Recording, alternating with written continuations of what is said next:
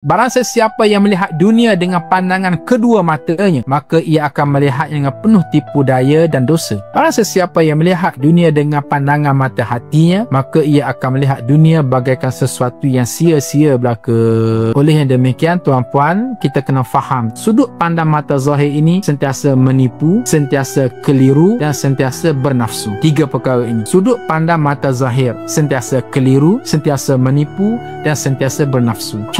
Contoh, kita bawa kereta tengah panas atas jalan raya, di hujung jalan nampak macam air. Itu kalau kita lihat dengan mata zahir. Sebenarnya bukan air, itu fata morgana, refleks kepanasan melampau. Nak beritahu bagaimana mata zahir sentiasa menjadikan kita tertipu dan keliru. Bagaimana Qarun di dalam Al-Quranul Karim, dia kaya yang teramat sangat, maka dia memperagakan kekayaannya. Akhir sekali masyarakat di Mesir terpesona, bestnya kalau jadi Qarun, bestnya ya kalau jadi Qarun. Sebab apa? Terpesona dengan harta benda Qarun, biarpun mereka tahu di sebalik kekayaan Qarun adalah derhaka kepada ajaran Islam yang dibawa Nabi Musa AS. Sehinggalah Qarun dibinasakan oleh Allah. Barulah perasan, oh kalau macam tu akhirat jugalah lebih baik daripada dunia.